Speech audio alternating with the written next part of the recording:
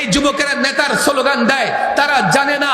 শোনো, বাপ দাদার অনুসরণ করবা, দুই জিনিস লাগবে। আগে দেখো বাপ দাদার এলেম আছে কি নাই, বাপ দাদা হেদায়েতের উপর আছে কি নাই, নেতার অনুসরণ করবা। এ যুবক, প্রচলিত রাজনীতির প্রত্যেকটা যুবকের হাতে ধরে বলি, পায়ে ধরে বলি, নেতার অনুসরণ করবা। আগে দেখো এই নেতা কোরআন সুন্নাহর জ্ঞান রাখে কিনা, না হলে নেতা পূজা মণ্ডপে গিয়া শুভেচ্ছা জানায়া তার ঈমান বিক্রি করবে, তোমারটাও বিক্রি করে আসবে।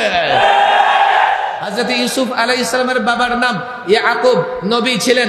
নবী সময়ের সবচাইতে বড় আলেম হয়ে থাকেন, নিঃসন্দেহে হাদি ছিলেন, লোকদের হেদায়েতের পথে দেখেছেন। হযরত ইয়াকুব আলাইহিস সালামের বাবার নাম ইসহাক আলাইহিস সালাম। ইসহাক আলাইহিস সালাম পয়গম্বর, নবী ছিলেন। নবী যুগের সময়ের বড় আলেম হয়ে থাকেন। তিনি লোকদের হেদায়েতের পথে ছিলেন, নিঃসন্দেহে লোকদের হেদায়েতের পথে আহ্বান করেছেন। ওনার পিতা হযরত ইব্রাহিম, হযরত ইব্রাহিম আলাইহিস সালাম, আমরাও যাকে অনুসরণ করি, তিনি নবী পয়গম্বর ছিলেন, নিঃসন্দেহে হেদায়েতের পথে ছিলেন, হেদায়েতের পথে লোকদের আহ্বান করেছেন।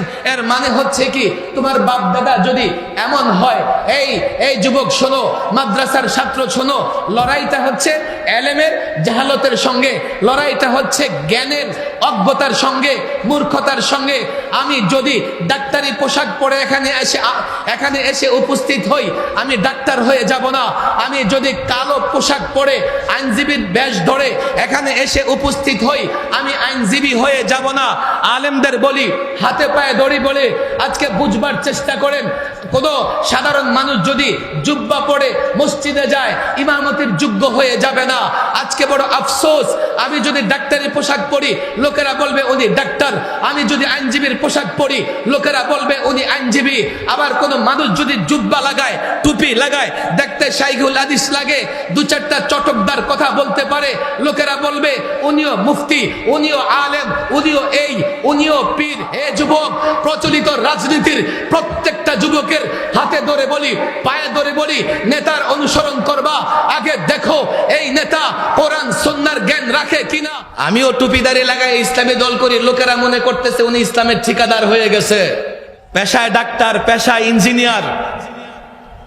শোনেন, আমার কথা শুনতে খারাপ লাগতে পারে, আমি নিজেকে বলি, আগে কওমি মাদ্রাসার ওলামা একরাম, আসাতিজা একরামদের বিনীত অনুরোধ জানায়া বলি, এখনকার ফিতনা হচ্ছে ইলম এবং জাহালতের ফিতনা।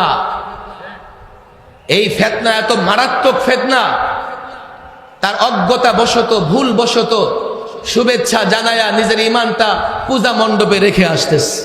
চান্দিনার যুবকেরা আমার কথাগুলো একটু শোনো। বলে, হুজুর, তাহলে বাংলাদেশে যারা শাসক, এই রাষ্ট্র যারা 54 বছর চালাইছে, আমরা যাদের নামে স্লোগান দিছি, আমরা যাদেরকে নেতা বানছি, তারা অধিকাংশই তো কোরআন সুন্নাহ বুঝে না। আপনি যে কথা বলছেন সাখাওয়াত সাহেব হুজুর, আপনি টের পাইতেছেন আপনার কথা কত ভারী। যার অনুসরণ করব তার মধ্যে কয়টা বিষয় লাগবে? এলেম না থাকলে তার অনুসরণ করা যাবে? এলেম আছে, সে নিজেই যদি হেদায়েতের উপর না থাকে, অনুসরণ করা যাবে? আছে, অনেক এলেমদারিরাও দরবারি হয়ে যায়, অনেক এলেমদারি বিক্রি হয়ে যায়, আছে না নাই? হয়েছে গত 16 বছর বিরিয়ানির প্যাকেটে দর্জন বিক্রি হয়ে গেছে। কিন্তু আমার এই উত্তরের উপরে আরেকটা প্রশ্ন হয়, সেটা কি? হুজুর, বাংলাদেশ তো 54 বছর ধরে সরকারি দল, বিরোধী দলের অধিকাংশ তো এমন যাদের কোরআন সুন্নাহর এলেমেও নাই, আবার অধিকাংশ হেদায়েতের উপরে নাই। কথা ঠিক না বেঠিক? হয়তোবা আগামী তো এমন হবে। তো এখন আমরা কি করব? আমরা করবটা কি? তাদের অনুসরণ, যুবকদের প্রশ্ন এটা। আমি বলি, যুবক শোনো, রাষ্ট্র পরিচালনায় রাজনীতিবিদ দরকার আছে, ডাক্তার, ইঞ্জিনিয়ার সব দরকার আছে। কিন্তু তাদের ভেতরে যদি কোরআন সুন্নাহর এলেম না থাকে, কিংবা তারা যদি হেদায়েতের উপর না থাকে, তুমি যদি দুনিয়াবি কোনো সাবজেক্টে তাদের অনুসরণ করতে পারবে, তবে সতর্ক থাকবে, যখনই তাদের কোনো কথা ইসলাম নিয়ে হবে, যখনই তাদের কোনো কথা কোরআন সুন্নাহ নিয়ে হবে, তো এই বিষয়ে তাদের কথা গ্রহণযোগ্য নয়, এই বিষয়ে কথা গ্রহণযোগ্য হবে ওলামাদের। কথা ঠিক না বেঠিক? আমি জানি না বুঝাইতে পারছে কিনা। আগামীতেও যদি এমন রোগী দেখা দেয়, তো ট্রিটমেন্ট কিন্তু আগেরটাই হবে। রোগী জুজ এমন, ট্রিটমেন্ট এমন, সাবধান করে দেই। শোনো, তোমাদের বোঝানোর দরকার, বুঝাইয়া দিছি। এলেম হেদায়েত ছাড়া কার অনুসরণ করা যাবে না। হ্যাঁ, দুনিয়াবি জ্ঞানে পণ্ডিত, রাজনীতিবিদ কিংবা ডাক্তার, ইঞ্জিনিয়ারকে যদি অনুসরণ করো, তার পরিষ্কার তাকে তুমি দেখবা, তার কথা যেন তার সাবজেক্টে থাকে। ডাক্তার যেন ডাক্তারি নিয়ে কথা বলে, ইঞ্জিনিয়ার যেন ওই বাড়িঘর এটা সেটা নিয়ে কথা বলে। খবরদার, সে যেন ইসলাম নিয়ে কথা না বলে। যদি ইসলাম নিয়ে কথা বলে, তার কথা গ্রহণযোগ্য হবে না, আলেমরা সাপোর্ট না করলে। অতীতেও আমরা এমন অনেক রোগীর চিকিৎসা করছি। যুবকদের বলে দিচ্ছি, সাবজেক্ট নাই, সাবজেক্ট পড়ো নাই, ইসলাম নিয়ে কথা বলে ঘোলা পানিতে মাছ শিকার করবা, ইসলাম নিয়ে কথা বলে নিজেকে পণ্ডিত প্রকাশ করবার চেষ্টা করবা। অতীতে যে কায়দায় ট্রিটমেন্ট হয়েছে, ভবিষ্যতেও সে কায়দায় তোমাদের চিকিৎসা হবে। আলেমদের বলে দেই, আপনারা সতর্ক থাকেন। আমি বলি না তুমি ডাক্তার, তুমি ইঞ্জিনিয়ার, রাজনীতিবিদ, তুমি দেশের উন্নয়নের কাজ করবা না, করো, কিন্তু খবরদার কোরআন সুন্নাহ ইসলাম নিয়ে কথা বললে আলেমদের অনুসরণ করবা। বাস, তাহলে তোমাদের সঙ্গে আমাদের কোনো বিভেদ থাকবে না, ঝগড়া থাকবে না। ইসলাম এবং কোরআন সুন্নাহ নিয়ে আলেম এবং হেদায়েতের উপরে আছে, এর বাইরে কারো অনুসরণ করা যাবে না। এখানে যুবকদের বলি, দেখো, আমি যে বিষয়টা কথা বলতে চাই, একটু তোমরাও বোঝার চেষ্টা করো। গত 16 বছর অনেক জুলুম অত্যাচার সহ্য করেছি। এর বড় একটা ব্যর্থতা ছিল, আমরা তৎকালীন ক্ষমতাসীন দল এবং দলের নেতাদের আমরা আমাদের কথা বুঝাতে পারি নাই। আমরা বলেছি একটা, তারা বুঝেছে আরেকটা। ফলে যা হবার তাই হয়েছে, যা হবার তাই হয়েছে। যতই হুঙ্কার আর ঝংকার তুলো না কেন, কোনো কাজ হবে না, কোনো কাজ হবে না। 16 বছর জুলুম করেছো, অন্তত 32 বছর অপেক্ষা করতে থাকো। আমি একটা কথা বলি, সাহস করেই বলি, ওনারা কিন্তু কথা দিয়ে কথা রাখে না।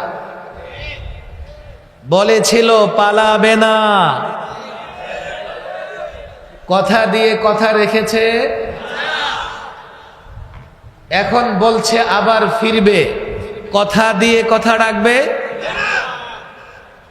এই যে বলে ফিরবে, আসলে ফিরবে না। ওখান থেকে ফিরবে বলে আমার দেশের কিছু যুবকদের ওরা বিপদগামী করতেছে। ওরা কথা দিয়ে কথা রাখে।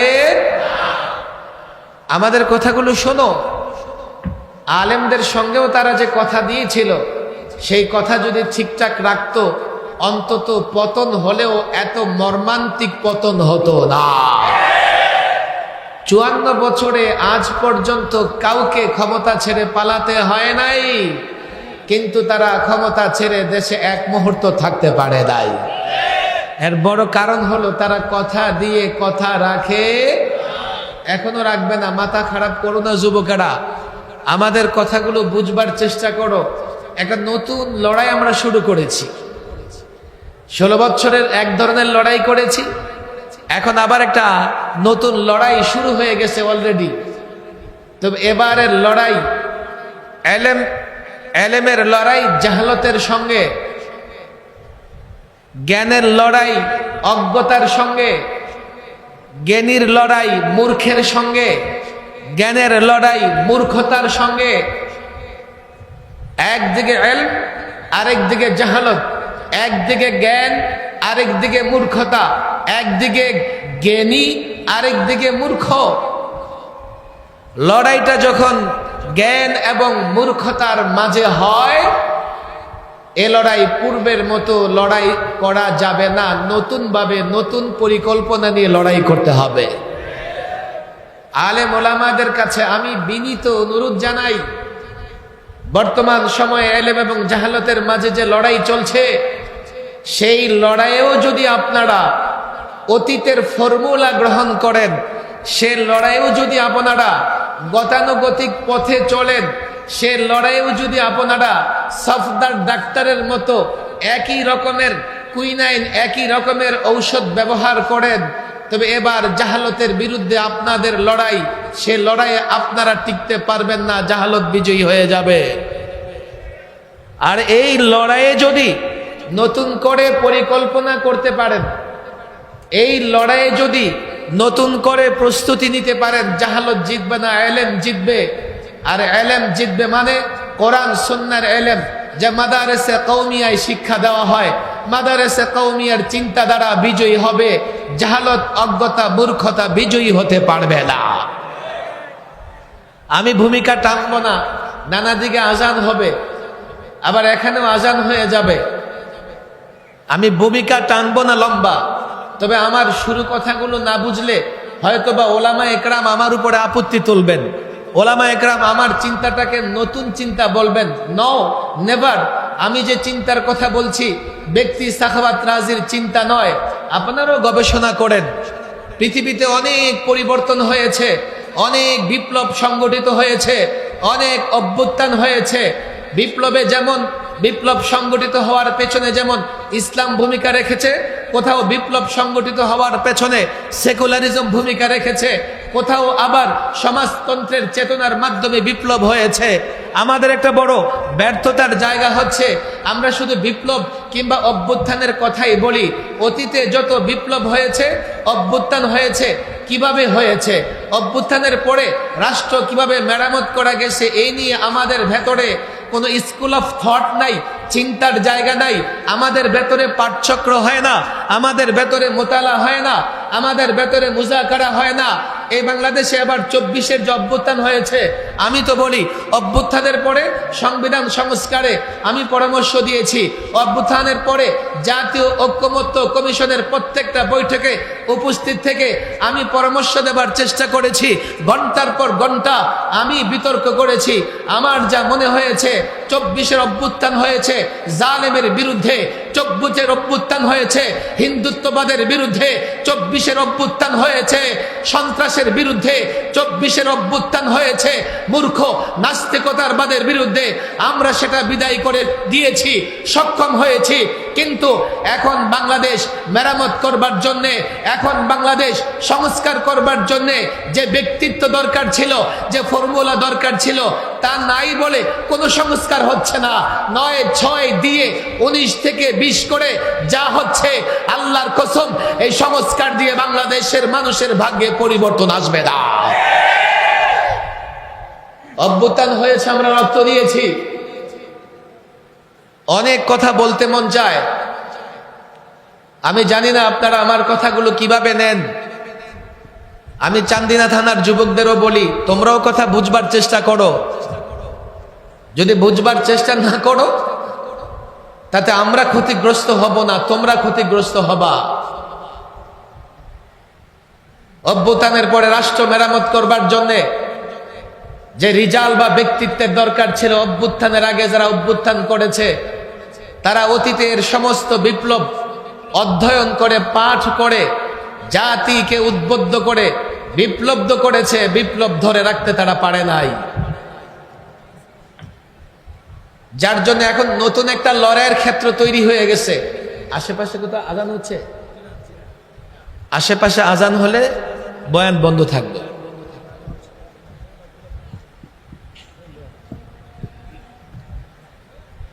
হ্যাঁ, আমি কথাগুলো এখন আসতেই বলবো, বাইরের মাইক বন্ধ করার দরকার নাই। আমি কোরআনুল কারীমের একটা আয়াত তেলাওয়াত করেছি শুরুতে। আমি আলেম, আমি মাদারেসা কওমিয়ার উপরের জমাতের ছাত্র, আমি চিন্তাশীল যুবক, স্কুল কলেজের চিন্তাশীল যুবক, যারা চিন্তা করে, যারা ভাবে। আমি তাদের কাছে বিনীত অনুরোধ করব, আমি যে কথাটা বলে আলোচনা শুরু করেছিলাম, এখন একটা নতুন লড়াই চলছে। এই লড়াইটা হচ্ছে একদিকে জ্ঞান, আরেকদিকে মূর্খতা, একদিকে জ্ঞানী, আরেকদিকে মূর্খ, একদিকে ইলম, আরেকদিকে জাহালত। এই লড়াইয়ে কে কোন দিকে আছে আমি বলবো না।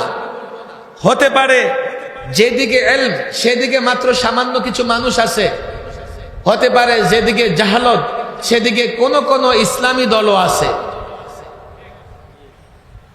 যদি বলি একদিকে ইলম একদিকে জাহালত, হতে পারে ইলমের জায়গায় মুষ্টিমেয় কিছু মানুষ আছে, আবার জাহালতের জায়গায় ইসলামী দলও আছে।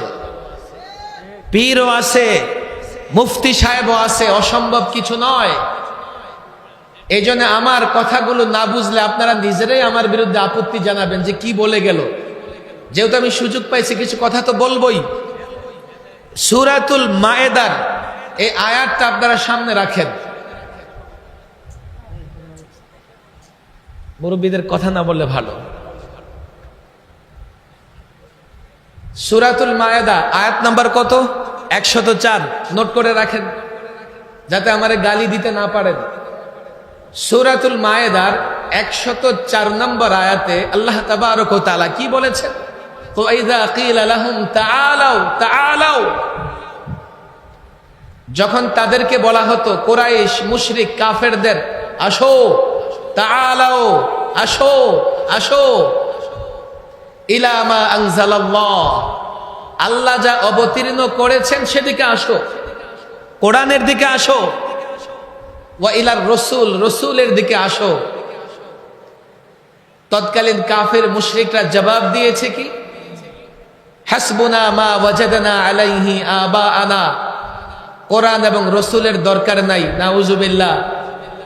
আমাদের জন্য যথেষ্ট ওই পথ যে পথে আমরা আমাদের বাপ দাদাদেরকে পেয়েছি। মানে আমাদের জন্য আমাদের বাপ দাদাদের পথ যথেষ্ট, আমাদের জন্য কোরআন আর রাসূল দরকার নাই, জবাব দিয়েছে মুশরিক কাফিররা। আল্লাহ তাবারক ওয়া তাআলা আয়াতের ধরন, আয়াতের ব্যাখ্যা বিশ্লেষণ সামনে রাখলে বোঝা যায় তাদের জবাব আল্লাহ পছন্দ করেন নাই। তারা বাপ দাদাদের পথের কথা কেন বলবে, সেই জবাব আল্লাহ পছন্দ করেন নাই। কিন্তু কোরআনে কারীমের দিকে দৃষ্টি দিলে আমরা দেখব একই কথা বলেছেন হযরত ইউসুফ আলাইহিস সালাম, ওয়াত্তাবা'তু মিল্লাতা আবাই ইব্রাহিম ওয়া ইসহাক ওয়া ইয়াকুব, আমি আমার বাপ দাদাদের অনুসরণ করেছি। কে? ইব্রাহিম, ইসহাক এবং ইয়াকুব আলাইহিমুস সালাম। একজন পয়গম্বর যখন বলেছেন যে আমি আমার বাপ দাদাদের অনুসরণ করেছি, নিঃসন্দেহে সেটা আল্লাহর পছন্দের কথা, কেননা পয়গম্বর বলেছেন। আবার যখন মুশরিকরা বলেছেন আমাদের জন্য বাপ দাদাদের পথ যথেষ্ট, সেটা সমালোচিত হয়েছে, সেটা অপছন্দ। আলেমরা নিঃসন্দেহে বুঝে গেছেন। আমি যুবকদের বলি, শোনো, এখন একই কথা দুই জায়গায় দুই ভাবে উপস্থাপন হয়েছে। আমাদের কাছে একটা প্রশ্ন আসে, তাহলে আমরা কি আমাদের বাপ দাদাদের অনুসরণ করব না করব না? উত্তর দিতে হবে না, উত্তর দিয়ে ভেজাল করবেন না। এইটার একটা ফায়সালা দরকার। কাফেররা বলেছেন বাপ দাদাদের অনুসরণ করেন, এটা সমালোচিত। একজন পয়গম্বর বলেছেন তিনিও তার বাপ দাদাদের অনুসরণ করেন। এখন আমরা আমাদের বাপ দাদাদের অনুসরণ করতে পারবো কি পারবো না, এমন একটা ফায়সালা, মীমাংসার দরকার আছে না নাই? এর আগে আপনারা আমাকে বলেন, লোকেরা শুধু তাদের বাপ দাদাদের অনুসরণ করে না নেতার অনুসরণও করে? আপনাদের কষ্ট হচ্ছে? বলেন, নেতার অনুসরণ করি না আমরা? শুধু কি নেতার, পীর সাহেবের অনুসরণ করি কি করি না? আলেম সাহেবের অনুসরণ করি কি করি না? তাহলে এখান থেকে আমরা মীমাংসা করে নিতে পারবো কখন তাদের অনুসরণ করতে পারবো, কখন তাদের অনুসরণ করতে পারবো না। বাপ দাদাদের কখন অনুসরণ করা যাবে, আমার আপনার পীরের অনুসরণ কখন করা যাবে, আমার আপনার সম্পৃক্ত আলেমের অনুসরণ কখন করা যাবে। এই যুবক, তোমরা তোমাদের নেতাদের অনুসরণ কখন করতে পারবা, কখন পারবা না, এ বিষয়ে সিদ্ধান্ত, ফায়সালা, মীমাংসার দরকার আছে না নাই? আওয়াজ হচ্ছে না, বলেন আল্লাহু আকবার। সবার মুখ থেকে আওয়াজ বের না হলে আমি তাকবীর দেওয়াইতেই থাকুক। এদিকে আমাদের ছেলেরা, ছোট ছেলেরা আওয়াজ করতেছে না। আমার সঙ্গে বলেন আল্লাহু আকবার। এত মানুষ আওয়াজ দিলে তো চান্দিনা থানা পর্যন্ত যাওয়ার কথা, একজন একাই দেখেন। হাত মুষ্টিবদ্ধ করেন, বলেন আল্লাহু আকবার। নারায়ে তাকবীর, লিল্লাহি তাকবীর। কোরআন সুন্নাহর আলো, কোরআন সুন্নাহর আলো,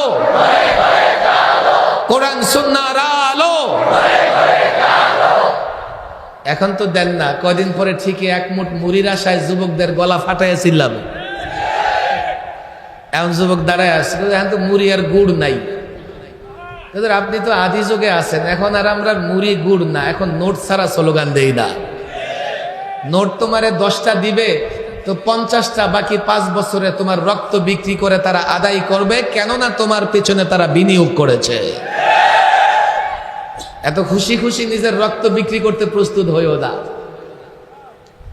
বুঝবার চেষ্টা করো, ফয়সালা দরকার আছে, কার অনুসরণ করা যাবে, কার অনুসরণ করা যাবে না।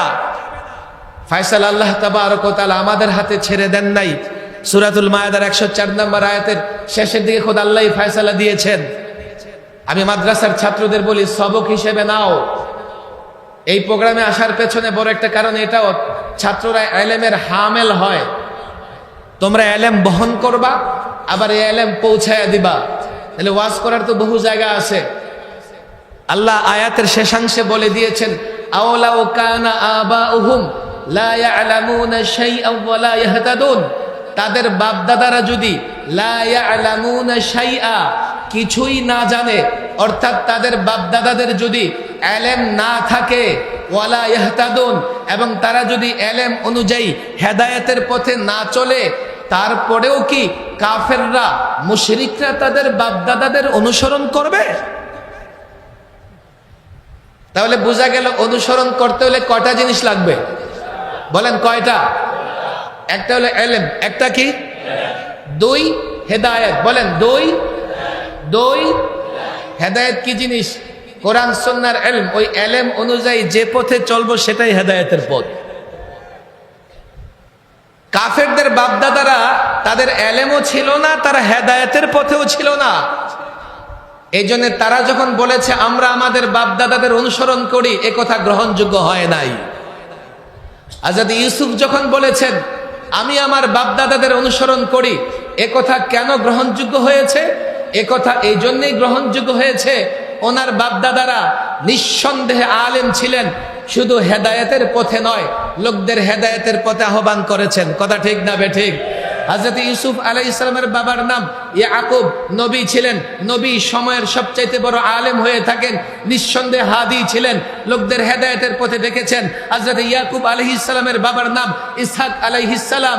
ইসহাক আলাইহিস সালাম পয়গম্বর, নবী ছিলেন, নবী যুগের সময়ের বড় আলেম হয়ে থাকেন। তিনি লোকদের হেদায়েতের পথে ছিলেন, নিঃসন্দেহে লোকদের হেদায়েতের পথে আহ্বান করেছেন। ওনার পিতা হযরত ইব্রাহিম আলাইহিস সালাম, আমরাও যাকে অনুসরণ করি, তিনি নবী পয়গম্বর ছিলেন, নিঃসন্দেহে হেদায়েতের পথে ছিলেন, হেদায়েতের পথে লোকদের আহ্বান করেছেন। এর মানে হচ্ছে কি, তোমার বাপ দাদা যদি এমন হয়, এই যুবক শোনো, মাদ্রাসার ছাত্র শোনো, লড়াইটা হচ্ছে ইলমের জাহালতের সঙ্গে, লড়াইটা হচ্ছে জ্ঞানের অজ্ঞতার সঙ্গে, মূর্খতার সঙ্গে।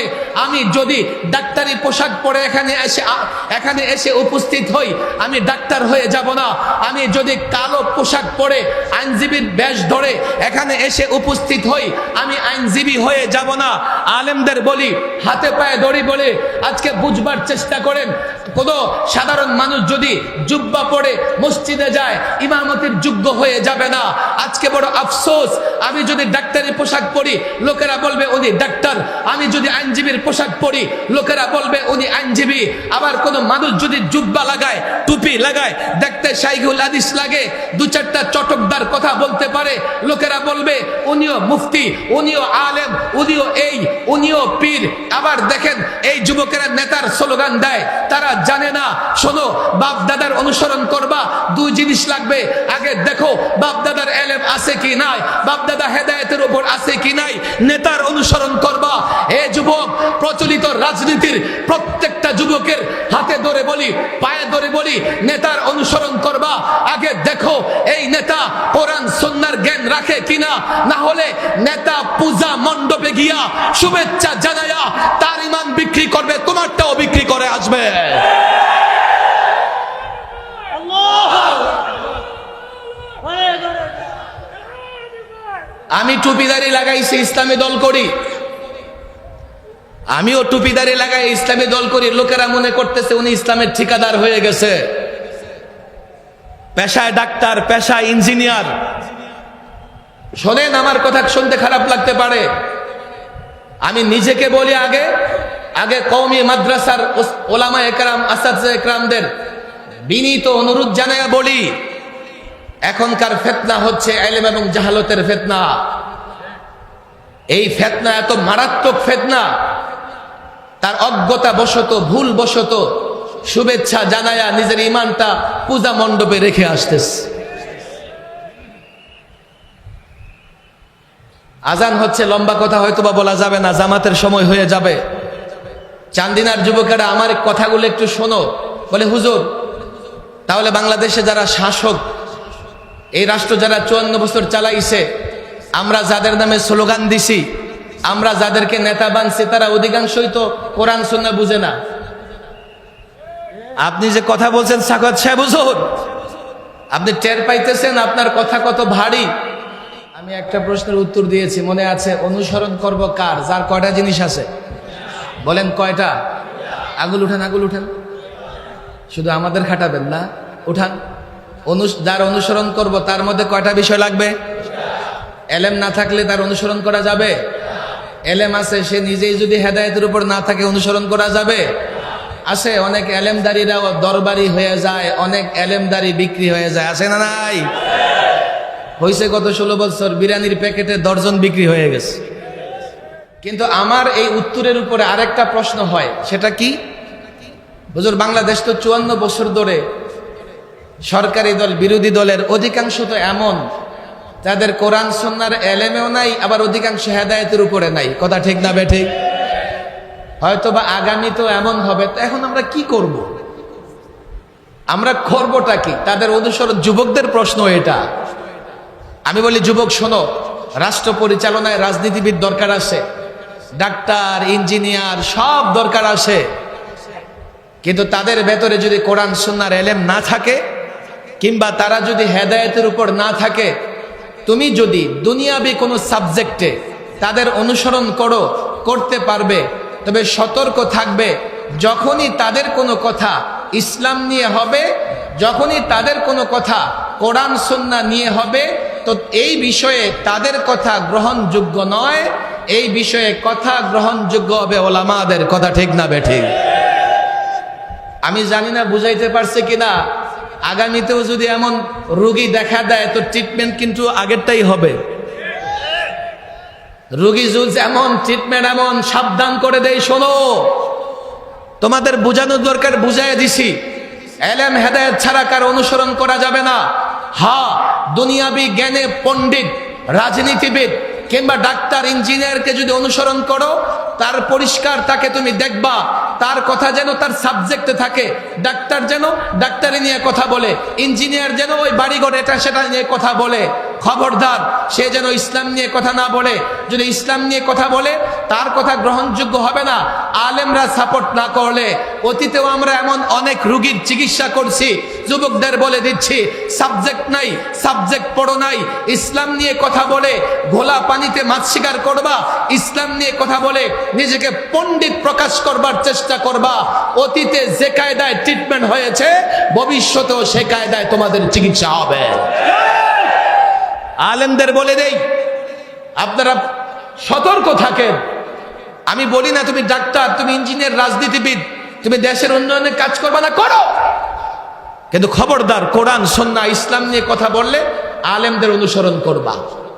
বাস, তাহলে তোমাদের সঙ্গে আমাদের কোনো বিভেদ থাকবে না, ঝগড়া থাকবে না।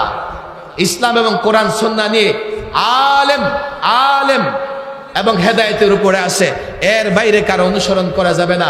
জামাত দাঁড়ায় গেছে। আল্লাহ তাবারক ওয়া তাআলা চান্দিনা থানা ওলামাদের মেহনতকে কবুল করুন।